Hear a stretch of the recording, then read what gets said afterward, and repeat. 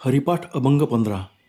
एक नाम हरी द्वैत नाम दुरी अद्वैत कुसरी विरळा जाणे. समबुद्धी घेता समान श्रीहरी शमदमावरी हरी झाला.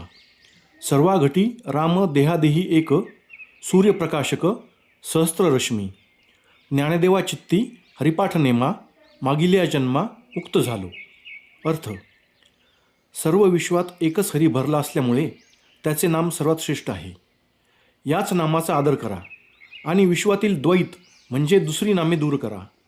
मी आणि ईश्वर किंवा जग आणि परमात्मा एकच आहेत हे अद्वैत बघण्याचे कौशल्य क्वचितच लोक जाणतात.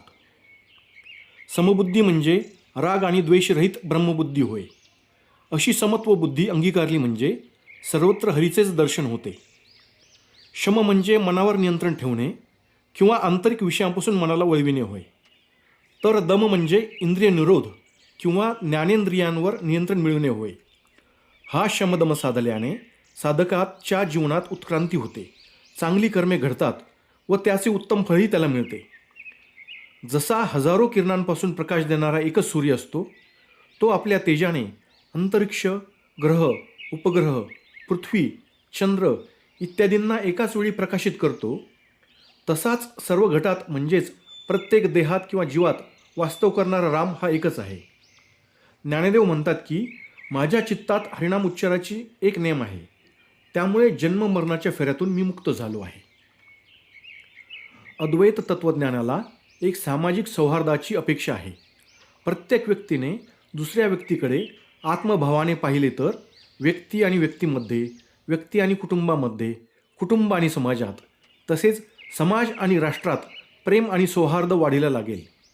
द्वेष, मत्सर, शत्रुत्व इत्यादी दुर्गुण शोधूनही सापडणार नाहीत. आपण मात्र आदिशंकराचार्य, संत ज्ञानेश्वर महाराज, संत तुकाराम महाराज यांची अद्वैत भूमिका मात्र समजून घेण्यास कमी पडलो आहोत.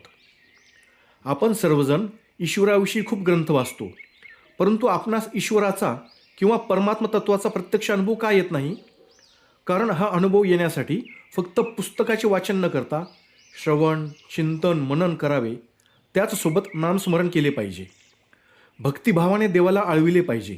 यामुळे आपले अंतःकरण शुद्ध होऊन आपल्याकडून चांगले आचरण घडेल. परिणामतः आपणास सर्वत्र हरी म्हणजेच चैतन्य असल्याची खात्री पटेल. अशा रीतीने ज्ञानदेव या अभंगात नाम व नामी यांचा अभेद सांगतात. सर्व विश्वामध्ये एकच हरी व्याप्त असल्याने त्याचेच नाम श्रेष्ठ आहे असे माऊली आपणास सांगत आहेत. जय जय रामकृष्ण हरी. धन्यवाद.